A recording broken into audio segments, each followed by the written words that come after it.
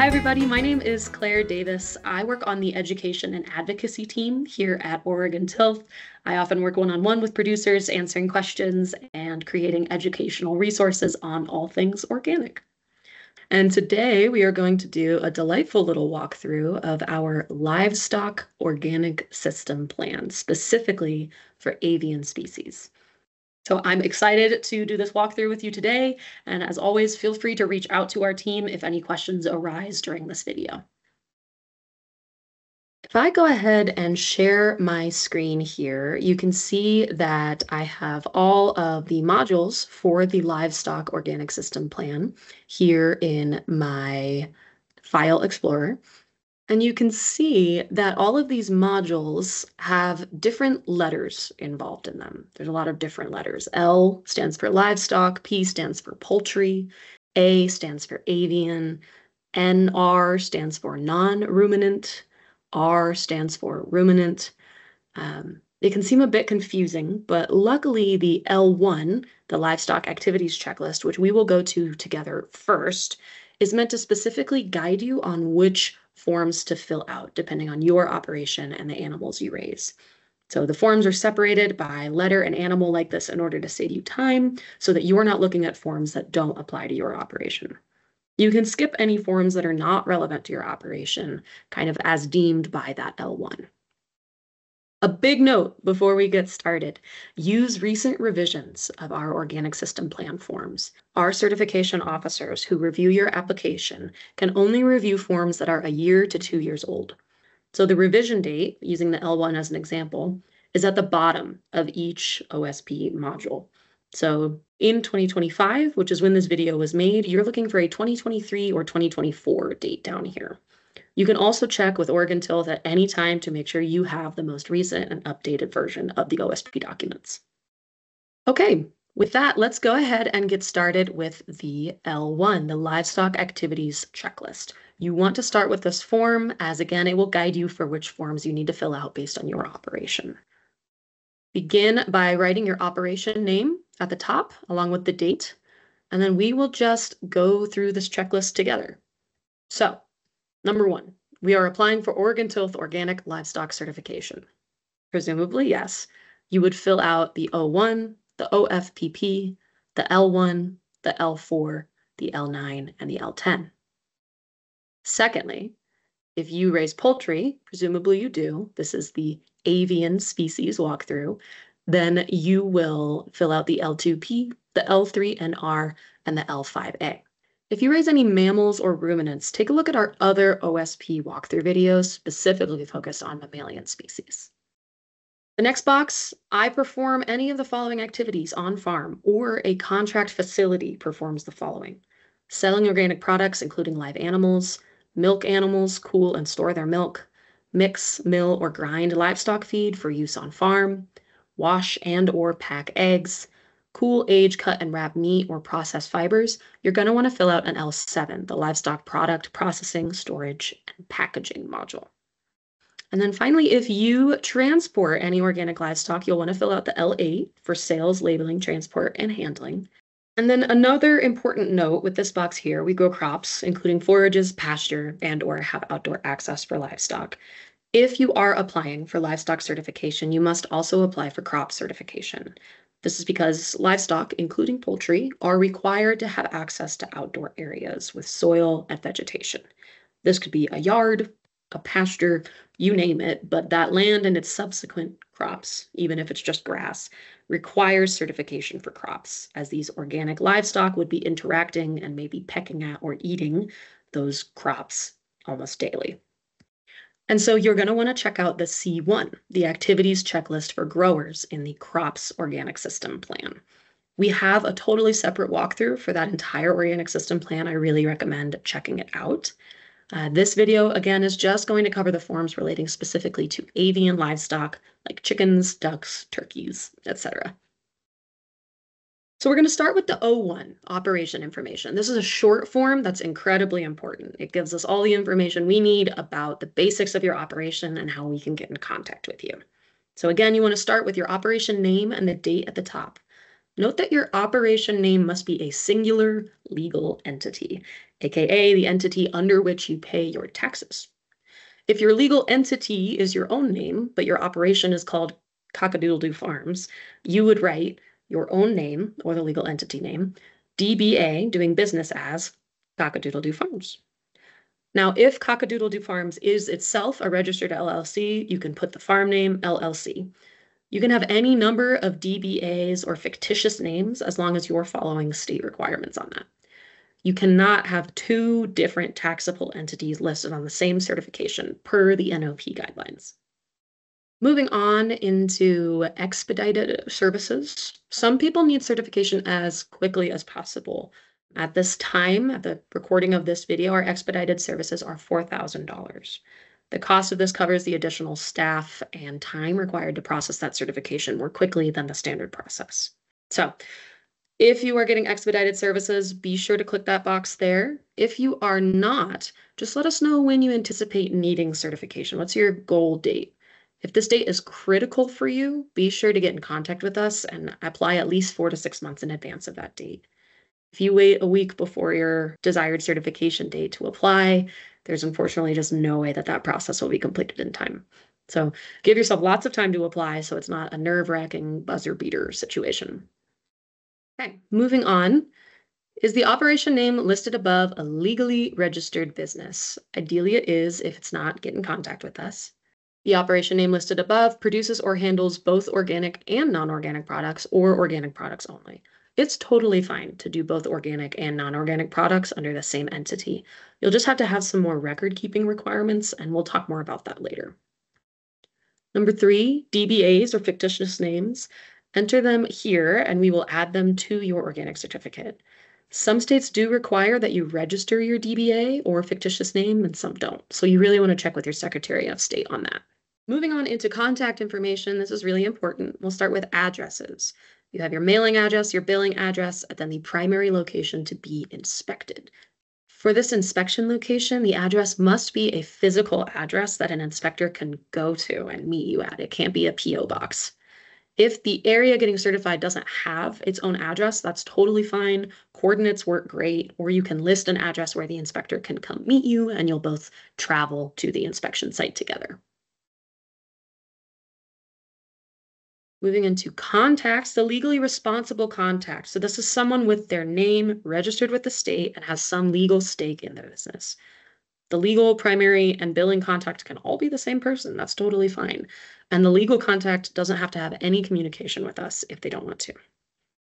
Now, the primary contact, this person should be able to reliably answer their phone or check their emails. We need to be able to get a hold of this person to request more information on your operation if needed. So everyone who's listed here as a contact can make changes to your organic system plan if you say that's allowable. Any of these people can call us and get information about your OSP. Now, if someone is not listed and they want to add to your organic system plan, we cannot tell them anything about the file to protect your confidentiality.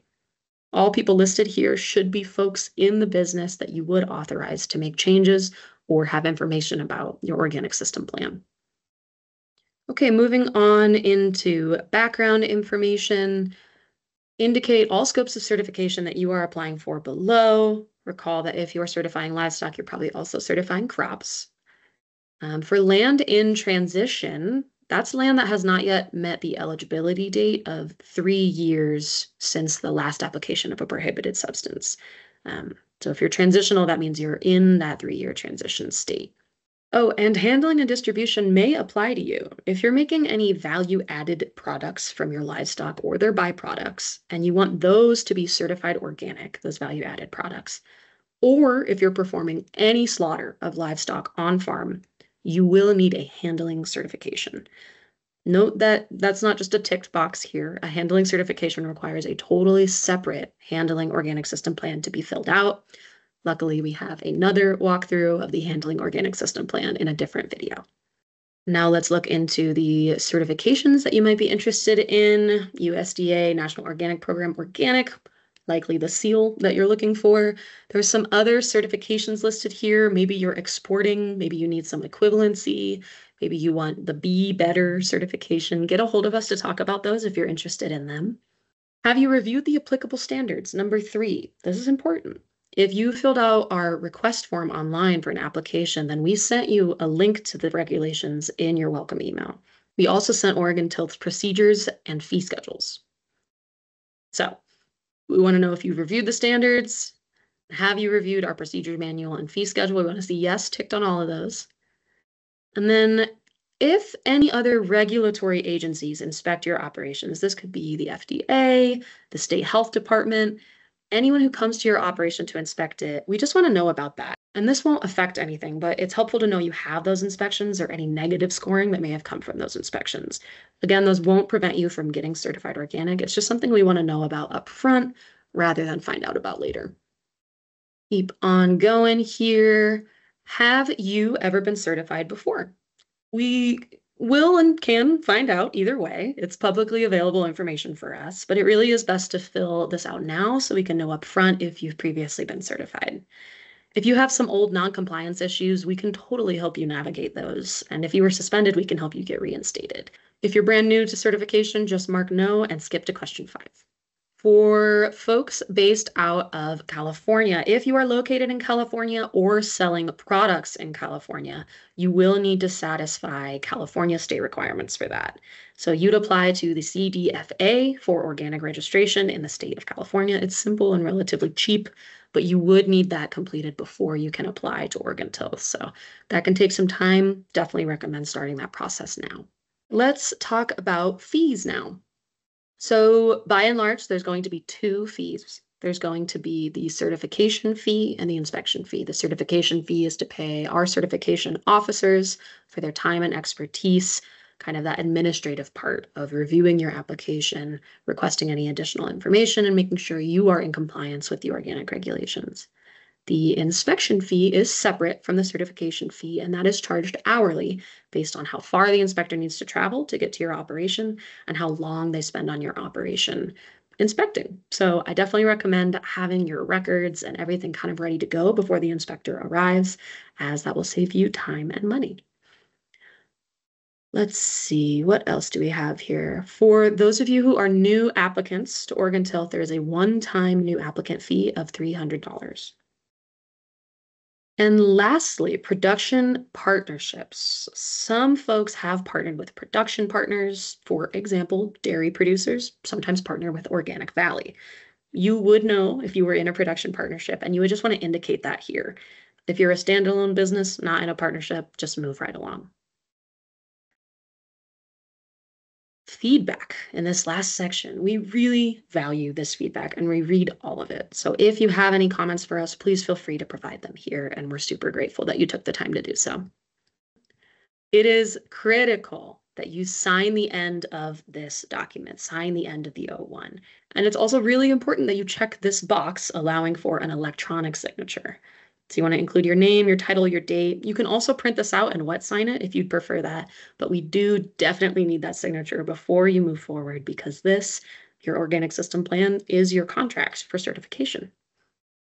Okay, that is it for the O1 operation information. Let's move on to the rest of the application, and we will jump into the L2P, livestock origin for poultry. Okay, the L2P. Now this form is all about the origin of your poultry. Where did you source them from?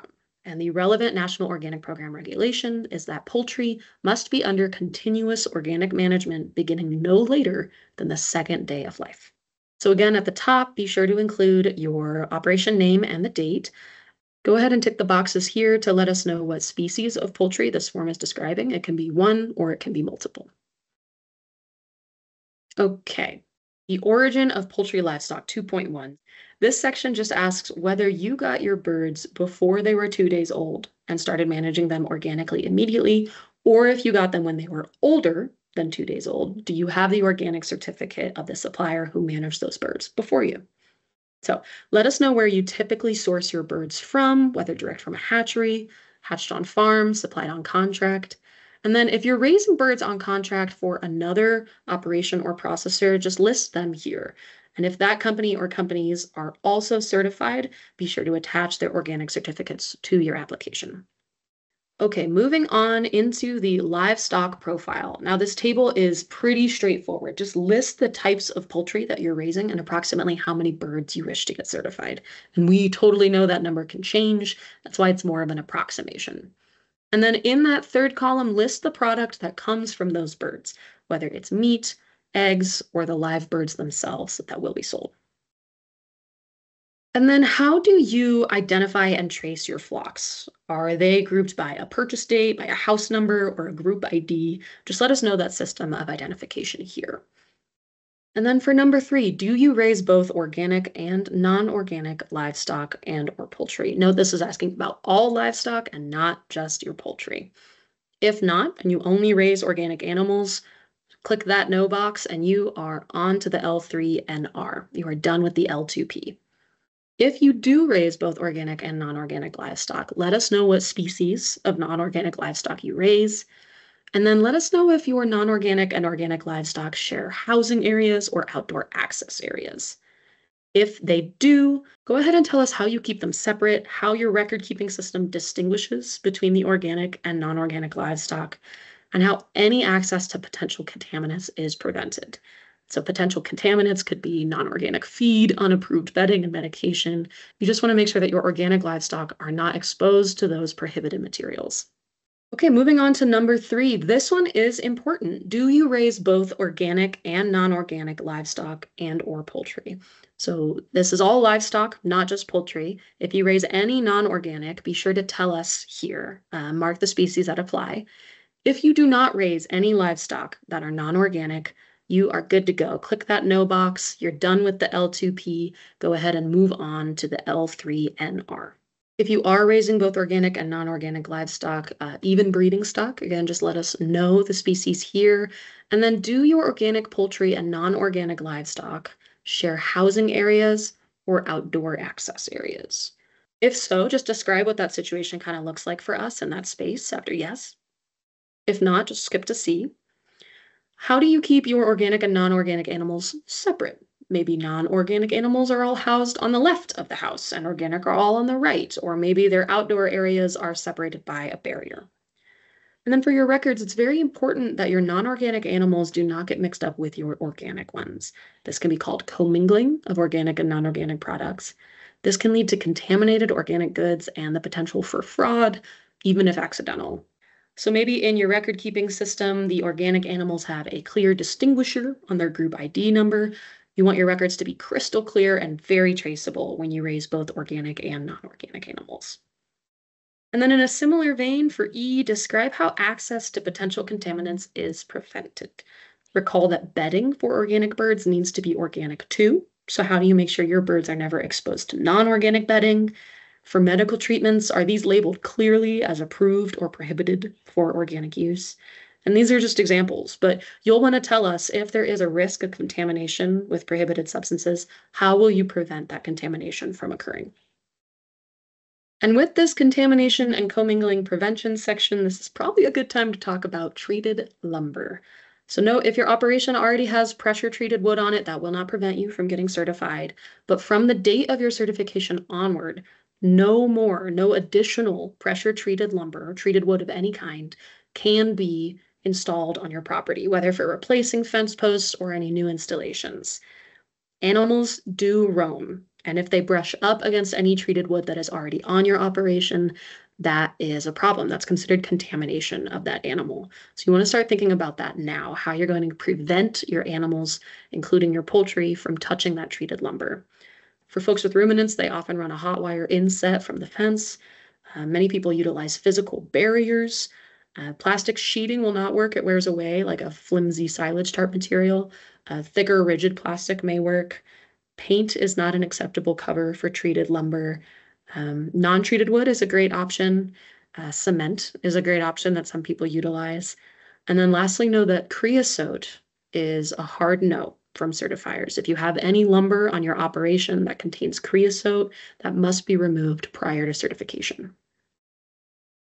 Okay, and that brings us to the end of the L2P. Once you've completed this form, we will jump into the L3 and R. That's feed and water for non-ruminants. So poultry applies. Okay, this form is all about the feed and water for your animals. Note that at the top there, it states that for each species of animal that you'd like certified, you must complete a separate feed plan. This is true. However, if you're raising two different species that have essentially the same fed rations with some minor adjustments, you can just fill out one L3NR.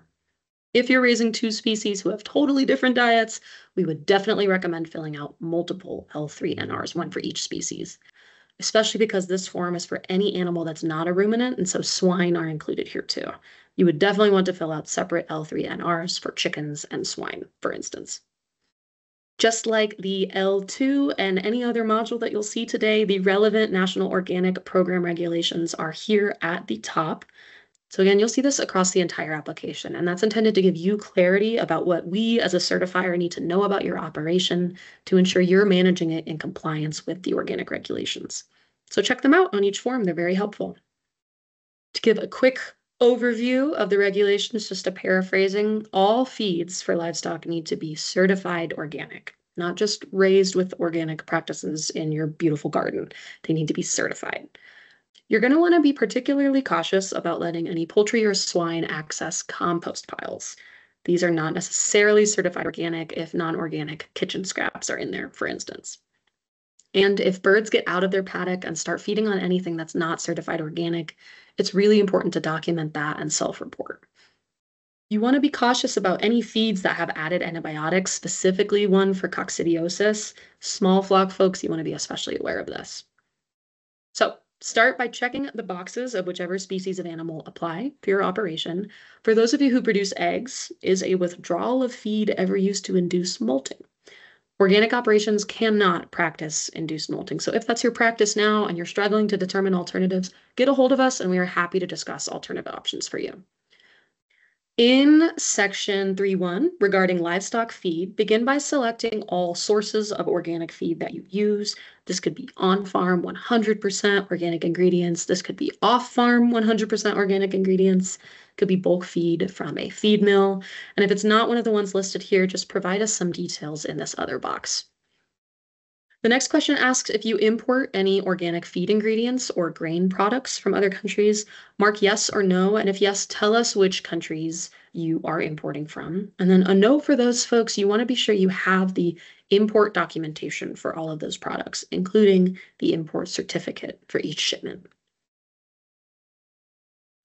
In this table, provide the feed ration information for each of your production groups. If you don't prefer the format of this table, that is totally okay. You can attach separate spreadsheets with this required information instead. You're probably keeping track of it somewhere anyway.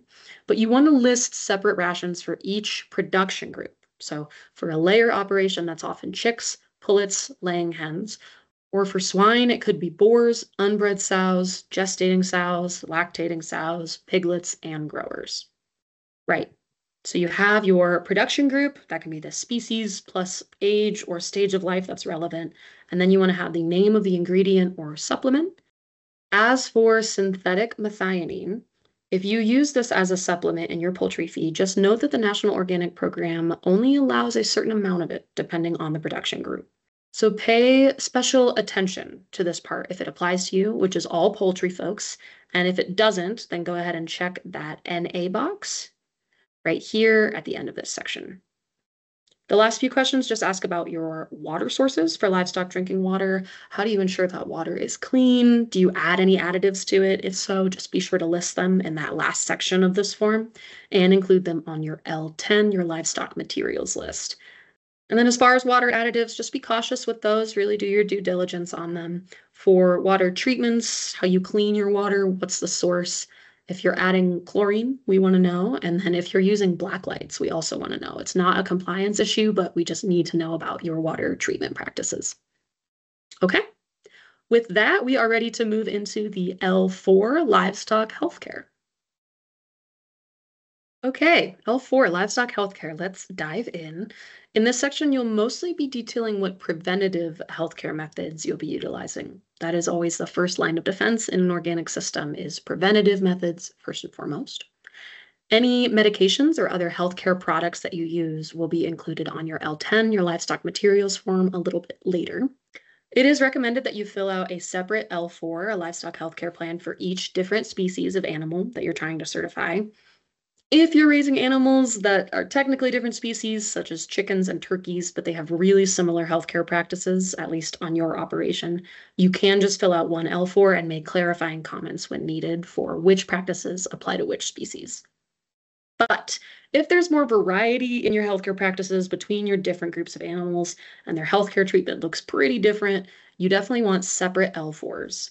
I know that that can feel like a lot of paperwork, but this form is actually much more straightforward to navigate if you focus on one species at a time. It's a lot less convoluted, it's easier for you to fill out, and it's easier for us to review promptly. So start by selecting the species that are described by this form, and then for 1, 2, and 3, you want to check these boxes that match which strategies you use to manage your animal's health.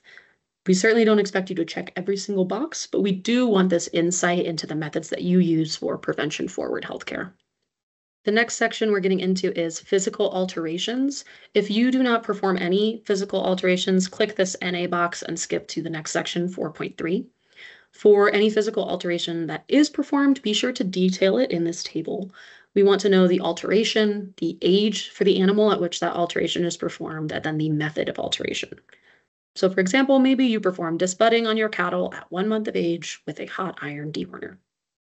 And then in the following section, tell us how you minimize pain and stress during this physical alteration, as well as who performed those alterations.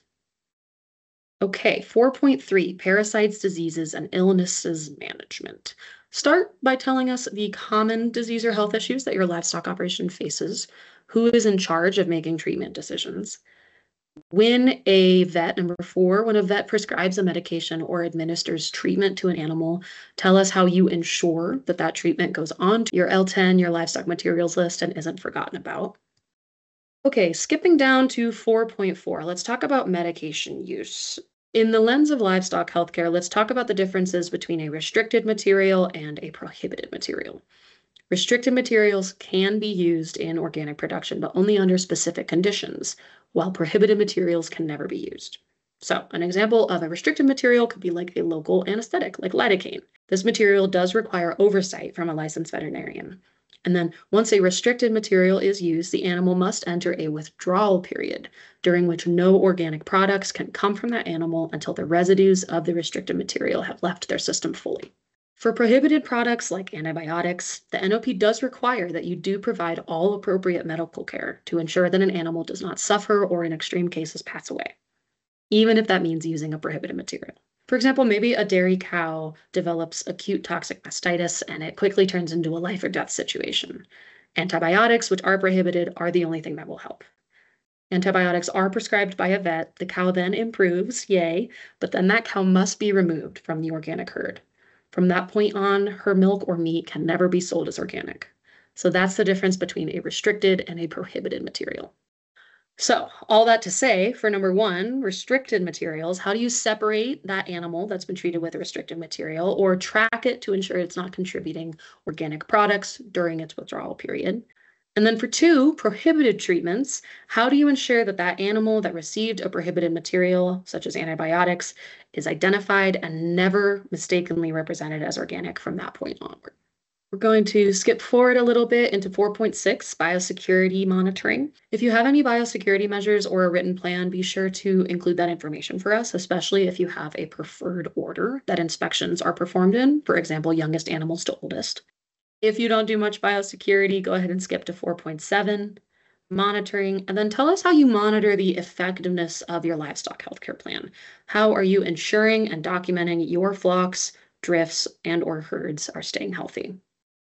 And with that, that concludes the L4 livestock healthcare. We are moving on into the L5, the L5A for avian living conditions, and the L5M for mammalian living conditions. Okay, here we are in the L5A, livestock living conditions for avian species. As always, start with your operation name and the date at the top. Same as the previous forms, this one says to complete a separate form for each species of animal to be certified. Again, you really only need to do that if the housing or living conditions for production groups are distinctly different, like those for ducks versus those for broilers. Give the regulations included here a look over. The main premise is that housing conditions for poultry must allow natural behaviors of each species, as well as year-round access to the outdoors, with at least 75% of that outdoor space being soil and vegetation. For 5.1, go ahead and describe the climate and weather patterns in your region and how they affect poultry housing and outdoor access. And then for number 2 here, you want to attach a diagram or aerial map that calls out all of the poultry housing facilities and outdoor areas.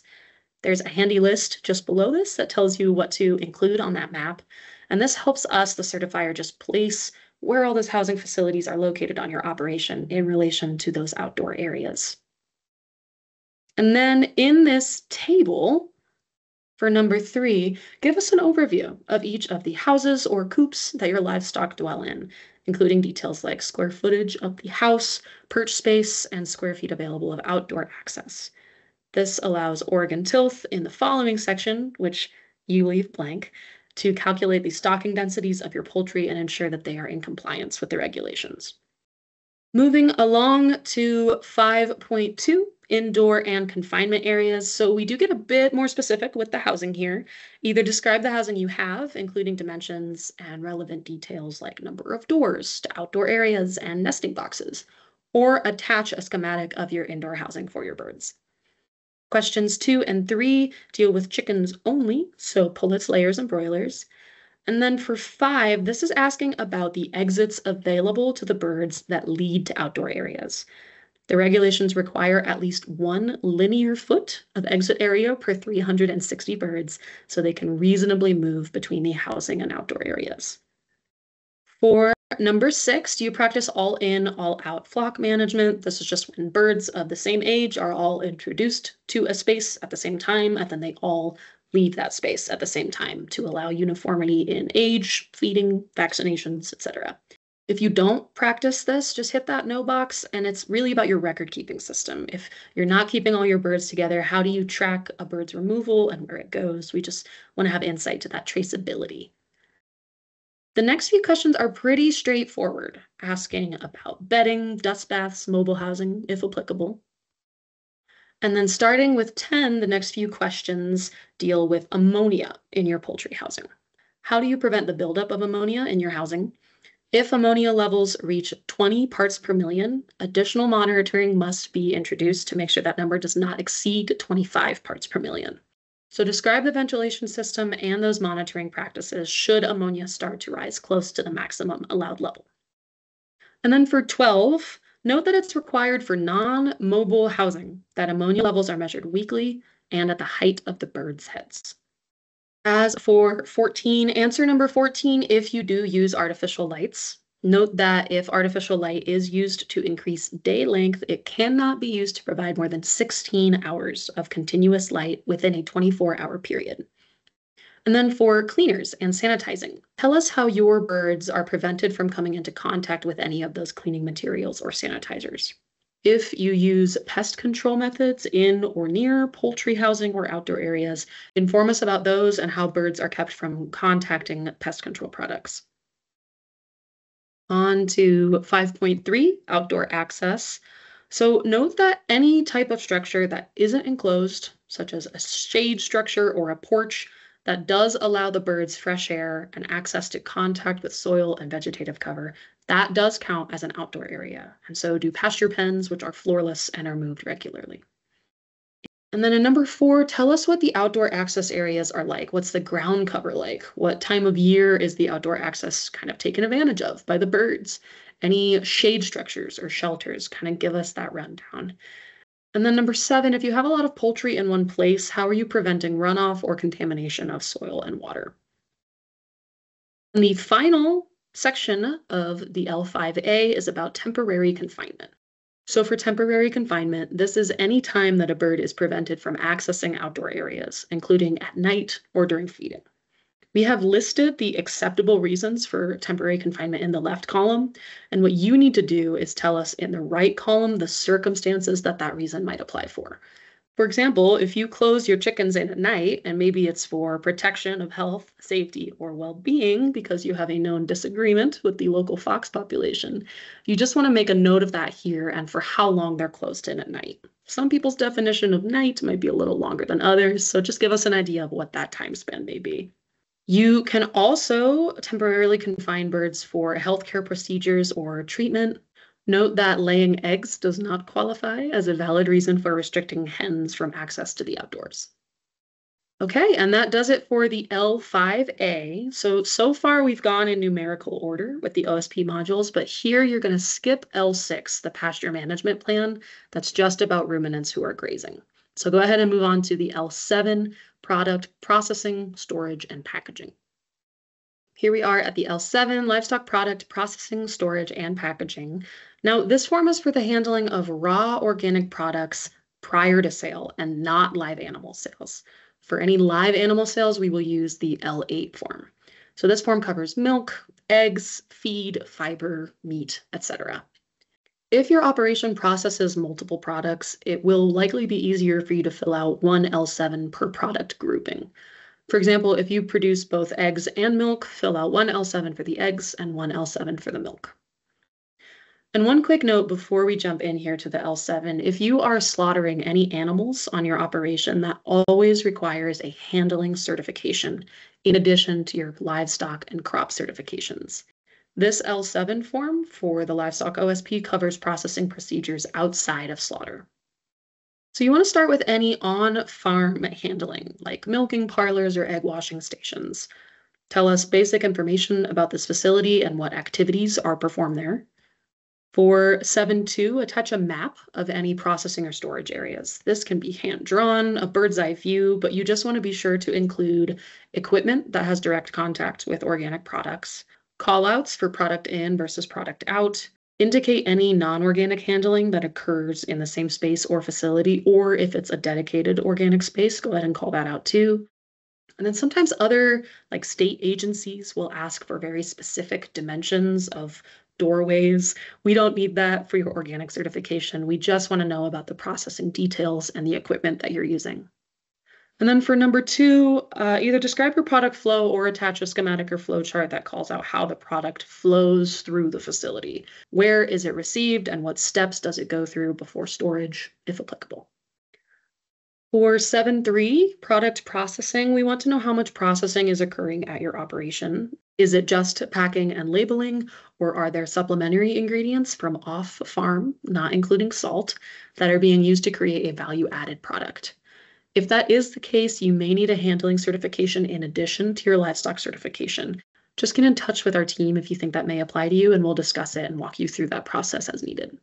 And then just include any materials that are used in processing on your L10 materials list and attach a photo of the label for each of those materials. Moving along to 7.4, commingling prevention in processing. So this applies to any operation where processing of organic goods happens on the same equipment as the processing of non-organic goods. So if that applies, just let us know how you prevent commingling or contamination of your organic products and non-organic products. For example, organic products are always processed first, followed by non-organic products. Or there's a specific and documented cleaning regimen for the equipment after any non-organic goods pass through. Tell us about your cleaning and sanitation process and submit an established standard operating procedure if you have one. Make sure any materials used for cleaning or sanitation are added to your L10 materials list. And then finally, water source, number 5.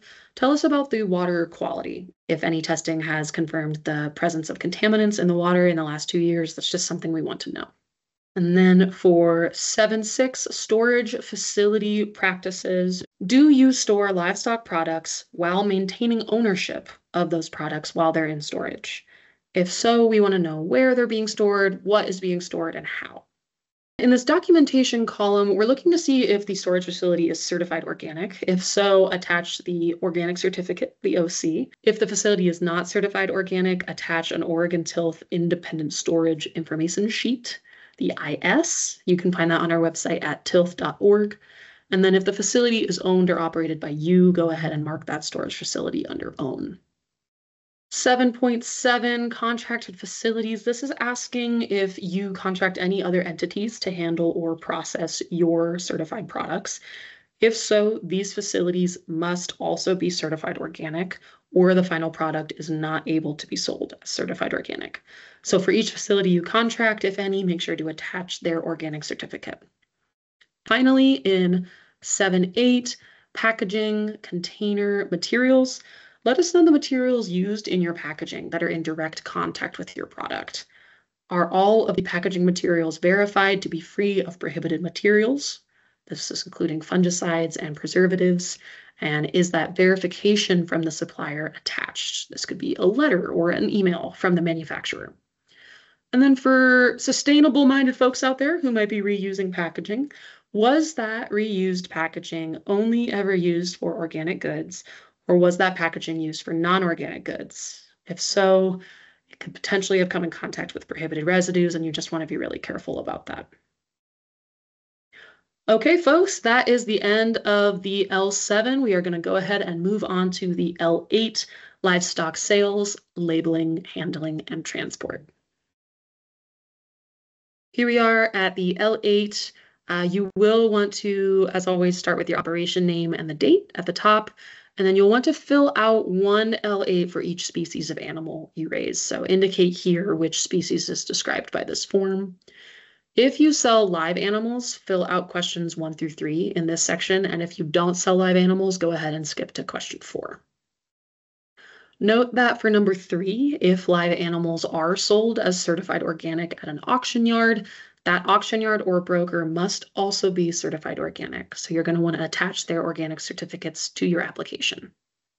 For number 5, for labeling, there are specific guidelines for organic label designs. You can view these guidelines on our website, or you can call us and ask any questions. We'd be happy to help you with that.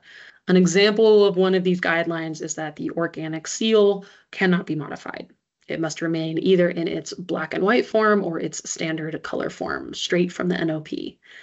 There are a few other considerations around label design as well. So if you label your own organic goods, go ahead and attach color photos or proofs of your label design to your application, and then Oregon Tilth will gladly walk you through those labeling rules as needed. For number 7, do you use any bulk containers for shipping or storing? If so, how are those containers identified as containing organic product? And how do the container IDs tie back to your traceable record keeping system, that audit trail? For 8, do you plan to pack your own organic product using organic labels owned by other companies? So let's say that you're packing eggs on your property using the name and label of a larger company that you're selling the eggs under. If that company is certified organic, attach their organic certificate to your application. If they are not certified organic, go ahead and attach a private label agreement form, a PLA. Moving on to number 9. Number 9 asks what organic products you currently or will pack for others. The label claim is very important here. For a product to be called organic and to be able to use the organic seal, at least 95% of the ingredients must be certified organic. 100% organic means exactly what it says. Every single ingredient in the product is certified. If products have multiple ingredients, be sure to attach product formulation sheets in number 10 to your application. Attach 1 sheet per product. And then for 8.2, international labeling and export compliance. For those of you who sell products internationally, there are some additional considerations for labeling and equivalency arrangements. So if you do not export goods, go ahead and skip this whole section. If you do, go ahead and tell us which countries your operation exports to. And then for number 2, make sure that Oregon Tilth has checked over your labels before you print them all. This can be a really expensive mistake to make if you realize your labels aren't up to standard and must be reprinted.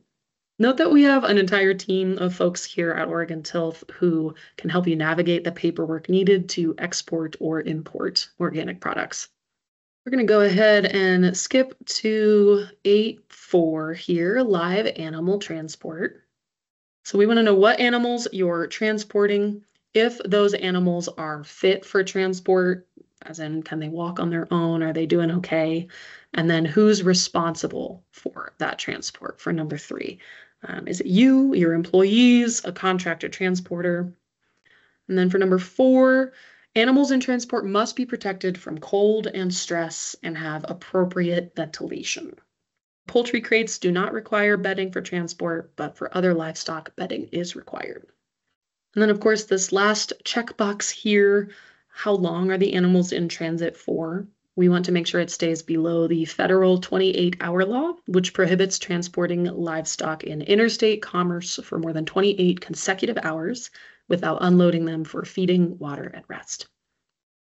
Number 5, are the animals clearly identified as organic throughout the entire transport process for all involved parties? And then for number 6, are animals ever kept on land that is not part of your organic certification? For example, temporary holding pens used for long trips. This is kind of circumstance dependent. If this is the case, go ahead and get in touch with us and we can talk in more detail. It really depends on how long those animals are being held for and who has the title at that time. So let us know the specifics of how that's all kind of looking. And if you are using any auction yards, go ahead and call us to talk about that as well. For number 7, what is your plan to address any animal welfare concerns during transport? If travel times exceed 8 hours, how is organic management maintained? What are the emergency plans if travel conditions or length of transit aren't what was expected? And then lastly, for number 8, if you contract the transport of your animals, either complete this section here or attach a statement from the contractor. We want to have their name, their contact information, and a signed affirmation that they, the contractor, will act in accordance with you, the producer's plan for animal transportation. And that wraps up the L8 onto the L9 record keeping. All right, for the L9 livestock record keeping, this form gives us an overview of your record keeping systems from acquisition or birth of an animal through feed rations to medical treatments, all the way to the sale or death. Like many other OSP forms, if your operation is relatively complex and you have multiple different record keeping systems in place, maybe one for broilers and layers and another for dairy cows, we would recommend filling out one L9 per distinct record keeping system. If you only raise one type of livestock and have one record keeping system, then one L9 is totally fine. You're going to see that there are a lot of checkboxes here. Just select the ones that apply to your operations records. And then for number 6, scrolling down just a little bit, how you maintain records. I just want to make a note here that the National Organic Program does require that you keep records, but they do not require the specific format that those records have to be kept in. So make sure that your record keeping system is in one or maybe multiple formats that works for you and your operation. In section 9.2, we get a little bit more detailed. The NOP requires that you keep your organic records on hand for 5 years, so don't go throwing them away the moment your annual inspection is over. You want to keep those in a secure and accessible spot. Number 5, this ties into the audit trail exercises that are performed at each and every inspection. We want to see that your records offer total traceability from the beginning of that organic product's life cycle on your operation all the way to the end of its life cycle on your operation. For example, maybe your record keeping system starts with a birth log. When a calf or piglet or chick is born, you mark the date and create a unique identifier for the calf or piglet, or perhaps a lot number for the chick if it's in a flock or house. What we want to know is that the origin of your livestock is organic. For mammals, this means that their mother, and therefore the animal in utero, were treated organically from the final third of gestation. For poultry, this means they were under organic management from the second day of life. After the birth or purchase record, maybe next comes your feed rations, then medical records and treatment notes. We just want you to walk us through each step of your system, all the way through processing, transport if applicable, and of course, final sale. For the monitoring, 9.3, how do you know that your record keeping system works? Do you perform practice audits ever? Have you ever noticed holes or missing information? And how did you close those gaps? And then does everyone that's responsibly connected to your operation, all your team members, have knowledge of the record-keeping system, have access to the record-keeping system, and can explain it? And if you're like me and you really want to have your bases covered, I recommend keeping a backup. For example, if you keep paper binders, is there a backup binder somewhere if something were to happen to that one? And then finally, section 9.4, record keeping for organic and non-organic livestock production. If you produce both organic and non-organic livestock or livestock products, we really want you to demonstrate that your record-keeping system is designed to distinguish between those two groups. Remember that we don't want any accidental commingling or contamination of organic livestock. So, how do your input records distinguish between organic and non-organic applications of materials? And how do your production, processing, shipping, and sales records distinguish between organic and non-organic products? Maybe each organic animal has a special identifier throughout all records. Or maybe there are two entirely separate binders or systems for records for the organic part of your operation versus the non-organic part of your operation. If you have any additional questions about record keeping and the types of records you need to keep, do not hesitate to reach out to us. We are happy to answer any questions that you might have and kind of give you ideas to develop that audit trail friendly system. And with that, we're going to go ahead and move on to the L10, the materials list. Okay, with the L10, our livestock materials list, here is where we want to know every single material or input used on your operation. This includes feed supplements, healthcare products, pest controls, sanitizers used on production surfaces, really any and all materials that play a role in the production of your organic goods or animals. And then for this big old table, you are welcome to use this table and use this format, or you're welcome to upload your own list like a spreadsheet as long as it contains all the same information. So what we want to see is full product name, the full manufacturer name, the third-party review agency that determines that this product is indeed approved for organic, and then the material's intended use. So when it comes to materials, you want to be wary of folks at chemical supply stores saying, oh yeah, it's organic, but there isn't an organic label on the bag. And then you also want to be careful of just assuming another certifier's approval means that Oregon Tilth will approve it. For example, your neighbor who is certified with CCOF and CCOF approved the material, that does not necessarily mean that it's automatically approved by us as well. It's likely, but it's not guaranteed. So you just want to be careful about that. For any materials that are not listed as organic approved under WSDA or OMRI or a different third-party review agency, be sure to attach a photo of the label for those products so that we at Oregon Tilth can take a closer look at them for you. The final module of your livestock OSP that we have not yet covered in this video is the Organic Fraud Prevention Plan, the OFPP. This lucky module gets its own walkthrough video linked in the description below, as it applies to pretty much every operation type. Lastly, I just want to encourage producers to reach out if you have questions. I know that the OSP can seem kind of daunting, but we have a whole team of people who are very passionate about production and organic ag who would love to answer any questions that you might have, either about the OSP, about certification in general, or about your production practices. So please feel free to reach out. Thank you again for partnering with Oregon Tilth in your organic certification journey, and I wish you the best of luck.